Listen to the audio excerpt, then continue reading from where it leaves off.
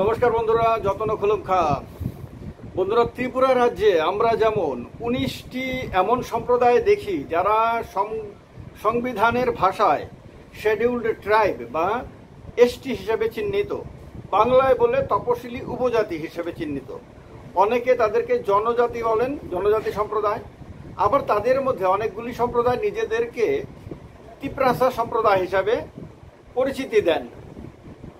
এই তিপ্রাসাদের মধ্যে বা 19টি যে ট্রাইব আলাদা আলাদা গোষ্ঠী রয়েছে, জনগোষ্ঠী রয়েছে, তার মধ্যে আমরা জানি তিপ্রা রয়েছে বা ত্রিপুরা বা ত্রিপুরী বলে যাদের, চাকমা রয়েছে, গারো রয়েছে, এরকম কুকি রয়েছে, মুন্ডা রয়েছে, হালাম রয়েছে, এইরকম ভাবে বাংলাদেশেও কি আদিবাসী সম্প্রদায় রয়েছে? বাংলাদেশেও কি আমাদের ত্রিপুরা রাজ্যে যারা রয়েছে, যে সম্প্রদায়গুলি রয়েছে, তাদের এই নামেই তারাও সেখানে চিহ্নিত?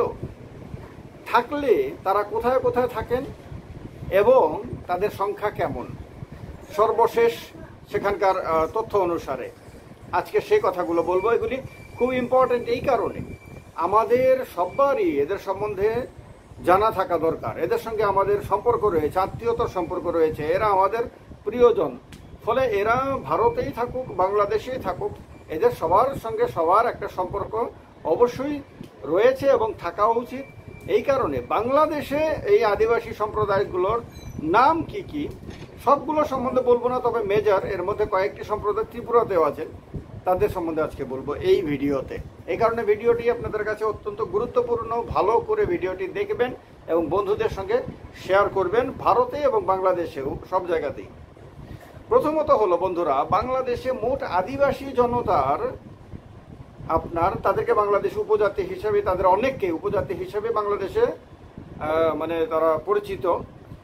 তাদের মোট সংখ্যা হলো 16,50,478 জন। 16 লক্ষ মানে 16.5 লক্ষ আর কি। এটা সম্ভবত 2011 সালের, কারণ বাংলাদেশে যে স্ট্যাটিস্টিক্সটা এখানে দেওয়া হয়েছে ইন্টারনেটে ওয়াইকিপিডিয়াতে, সেখানে এটা 2011-র কথা উল্লেখ করেনি, কিন্তু সব ক্ষেত্রেই আমি 2011 সালেরই তথ্য পাচ্ছি। তার কারণে সম্ভবত এটা 2011 সালের, তারপরে হয়তো আরও বেড়েছে। বাংলাদেশের মোট জনসংখ্যার 0.99% বা 1% বলা যায়। তাদের বেশিরভাগ পার্বত্য চট্টগ্রামে বসবাস করে, অনেকে ময়মনসিংহ, সিলেট ও রাজশাহী অঞ্চলে বসবাস করে। এছাড়াও আপনার পটুয়াখালী, বরগুনা, খাগড়াছড়ি, বান্দরবান, কুমিল্লা, এরকম বিভিন্ন অঞ্চলে বাংলাদেশে এই আদিবাসী সম্প্রদায়ের মানুষজন বসবাস করেন। সর্ববৃহৎ যে গোষ্ঠী রয়েছে বাংলাদেশে, আদিবাসী গোষ্ঠী রয়েছে, তার মধ্যে চাকমাই সর্ববৃহৎ। সবচেয়ে বেশি সংখ্যায় চাকমা রয়েছেন বাংলাদেশে। এছাড়া গারো আছে, মারমা আছে, স্রো আছে, খিয়াং আছে, চাক আছে, বম, লুসাই, পাংখোয়া, ত্রিপুরা, সাঁওতাল, মণিপুরি, এরকম বিভিন্ন সম্প্রদায়ের মানুষজন বাংলাদেশে বসবাস করে। বাংলাদেশের সংবিধানের অনুচ্ছেদ 23ক-তে বলা হয়েছে, রাষ্ট্র বাংলাদেশ বিভিন্ন উপজাতি, ক্ষুদ্র জাতিসত্তা, নৃগোষ্ঠী ও সম্প্রদায়ের বৈশিষ্ট্যপূর্ণ আঞ্চলিক সংস্কৃতি এবং ঐতিহ্য সংরক্ষণ, উন্নয়ন ও বিকাশের ব্যবস্থা গ্রহণ করিবে।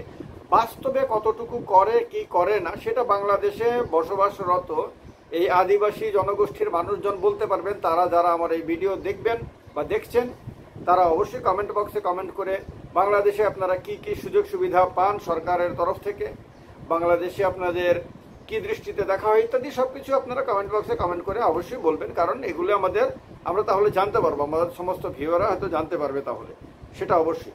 কিন্তু বাংলাদেশের সংবিধানে কিন্তু কৃষ্টি সংস্কৃতি সংরক্ষণের কথা বলা হয়েছে, এটা প্রশংসনীয় ব্যাপার। বাংলাদেশের পরিসংখ্যান ব্যুরোর তথ্য অনুসারে 50টি পৃথক পৃথক গোষ্ঠী রয়েছে। 50 আমরা ত্রিপুরাতে 19টি ট্রাইবের কথা জানি আমরা, কিন্তু বাংলাদেশের ক্ষেত্রে 50টি। সবগুলির নাম বলবো না, কিন্তু অনেকগুলির নাম বলবো যারা ত্রিপুরাতেও রয়েছে। এই কারণে এই নামগুলি খুব ইম্পর্টেন্ট। প্রথমত হলো চাকমা। এই যে চাকমা সম্প্রদায়, এরা বাংলাদেশে 4,83,000 আছে। এটা কিন্তু সম্ভবত 2011 সালে। 4,83,000 চাকমা রয়েছেন। মারমা রয়েছেন 2,24,000 মারমা। ত্রিপুরা সম্প্রদায়ের মানুষ রয়েছেন 1,56,000। এই ত্রিপুরা সম্প্রদায়ের মধ্যে বলা হচ্ছে যে অনেকেই আরো মানে তার উপগোষ্ঠী রয়েছে বিভিন্ন নামে, জমাতিয়া, নোয়াতিয়া, এরকম বিভিন্ন। এদের আলাদা আলাদা বলা হয়নি, সবাইকে একসাথে মিলিয়ে ত্রিপুরা বলা হয়েছে 1,56,000।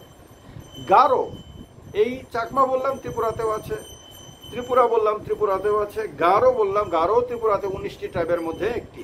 গারো আছে 76,000। ওরাও ত্রিপুরাতে আছে, বা ওরাং, অনেকে ওরাং বলে, অনেকে ওরাও বলে। এরা 85,000 আছে বাংলাদেশে, কম না কিন্তু।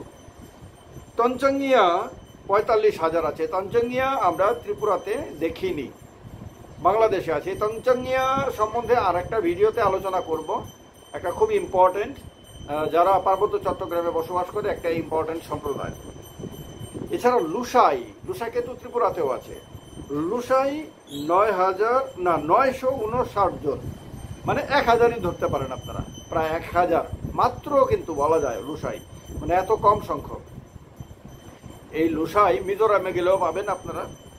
আর এছাড়া কুকি রয়েছে 347 জন, মানে কত কম বুঝতে পারেন। মানে তারা বিলুপ্তির পথে বলা যায়, যদি তাদেরকে ঠিকভাবে রক্ষা করা না যায় তাহলে তারা কিন্তু বিলুপ্ত হয়ে যাবে আগামী হয়তো কয়েক বছরে। এই কারণে এইগুলো খুব ইম্পর্টেন্ট সবার জন্য, এবং মানব সভ্যতায় সবারই এটা দায়িত্ব রয়েছে, বিশেষ করে বাংলাদেশ সরকার এবং বাংলাদেশের জনগণের দায়িত্ব রয়েছে এই যে বিলুপ্ত প্রায় যে সম্প্রদায়গুলো রয়েছে সেখানে তাদেরকে উপযুক্ত সংরক্ষণ দিয়ে তাদেরকে রক্ষা করা। মণিপুরি রয়েছে 24,000। মণিপুরি ত্রিপুরাতেও আছে, যদিও তারা ট্রাইবেল হিসেবে পরিচিত না, তারা নন ট্রাইব জেনারেল। মণিপুরি ত্রিপুরাতেও আছে, মণিপুরে আছে, আরো ভারতবর্ষের বিভিন্ন রাজ্যে। মণিপুরীদেরকে নিয়ে আলাদা একটি ভিডিও করব, সেখানে মণিপুরীদের সম্বন্ধে বিস্তারিত আলোচনা হবে। খাসিয়া রয়েছে, খাসিয়া ত্রিপুরাতেও আছে। বাংলাদেশে খাসিয়া আছে 11,000। বর্মন 53,000। বর্মন ত্রিপুরাতে, বর্মন নামে কোনো ট্রাইব না, কিন্তু অনেক বর্মন টাইটেল আছে ত্রিপুরাতে যারা শিডিউল্ড কাস্ট হিসেবে পরিচিত।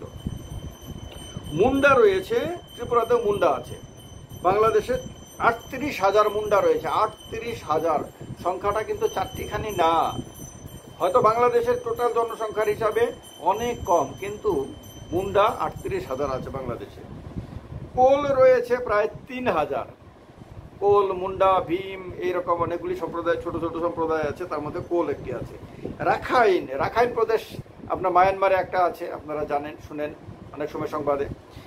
এই রাখাইন সম্প্রদায় আছে বাংলাদেশে 13,000। কোচ, আপনারা কোচ বিহারের নাম জানেন, এই কোচ রাজবংশী ইত্যাদি বিভিন্ন নামে, মানে কোচ নামে তারা পরিচিত। কোচ আছে বাংলাদেশে 17,000। আর সাঁওতাল, ত্রিপুরাতেও সাঁওতাল আছে, পশ্চিমবঙ্গে সাঁওতাল আছে। এই সাঁওতাল বাংলাদেশে 1,29,000 রয়েছে। 1,29,000 সাঁওতাল। তাহলে এর মধ্যে কোন কোন সম্প্রদায় ত্রিপুরাতেও আছে? প্রথমত হলো চাকমা, ত্রিপুরা, গারো, ওরাও, লুসাই, কুকি, খাসিয়া, মুন্ডা এবং সাঁওতাল। এই সম্প্রদায়গুলো আমাদের ক্ষেত্রে কমন পড়লো যে এরা ত্রিপুরাতেও এদের এই সম্প্রদায়ের লোকজন আছে, বাংলাদেশেও আছে।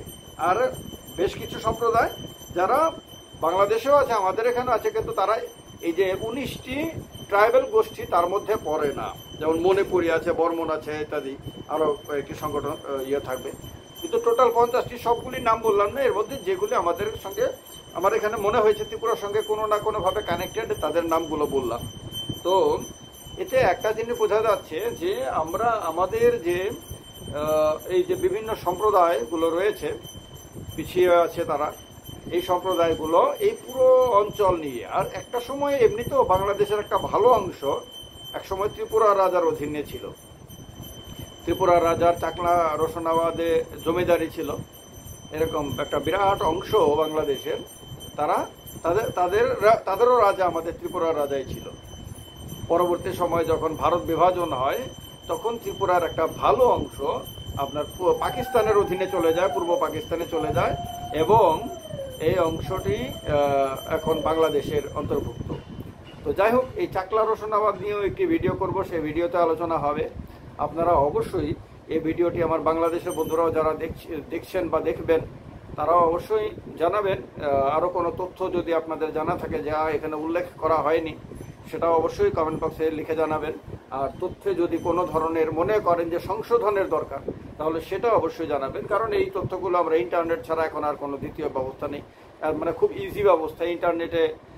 ইন্টারনেট থেকেই তথ্যগুলো সংগ্রহ করা হয়েছে। ওয়াইকিপিডিয়া এক্ষেত্রে একটা গুরুত্বপূর্ণ ভূমিকা পালন করে। ওয়াইকিপিডিয়া অবশ্যই বিশ্বাসযোগ্য, কারণ ওয়াইকিপিডিয়াতে এত সারা দুনিয়ার অজস্র তথ্য থাকে। এই তথ্যগুলো যারা আপলোড করে তারা ডেফিনেটলি স্টাডি করে খোঁজখবর নিয়েই করেন। তো এই কারণে তথ্যগুলো, এমনকি আমি তো এই সংখ্যাগুলো যে বললাম সেগুলি বাংলাদেশের পরিসংখ্যান ব্যুরোর কথা লেখা আছে ওয়াইকিপিডিয়াতে, সেটাও মেনশন করে দিলাম। ফলে পরিসংখ্যান ব্যুরোর কর্মকর্তারাও যদি কেউ এটা দেখেন, তারাও ডেফিনেটলি তাদের যে রেকর্ড আছে তার সঙ্গে নিয়ে টালি করতে পারেন যে সঠিক আছে কতটুকু, বেঠিক আছে কোথাও আছে কি না। তাহলে তারাও অবশ্যই কমেন্ট বক্সে কমেন্ট করে তারাও জানাতে পারবেন। তবে ডেফিনেটলি ভারত এবং বাংলাদেশের মধ্যে আরও বিশেষ করে বলবো ত্রিপুরা, এবং ত্রিপুরার যেহেতু একদম পার্শ্ববর্তী বাংলাদেশ, তাহলে সেহেতু এই সম্পর্কটা অনেক গভীর। এটা শুধু বাঙালি সম্পর্ক না, এটা আমাদের বাকি যে তিপ্রাসা গোষ্ঠীগুলো রয়েছে, তিপ্রাসা বা এবং অন্যান্য যে ট্রাইবাল গোষ্ঠীগুলো রয়েছে তাদের মধ্যেও সম্পর্ক রয়েছে। ফলে এটা খুব ইম্পর্ট্যান্ট এবং দারুণ ব্যাপার। ভিডিওটি ভালো লাগলে অবশ্যই শেয়ার করবেন, কমেন্ট করবেন, আর অবশ্যই আপনাদের মতামত জানাবেন। নমস্কার, যতন খুলুমখা।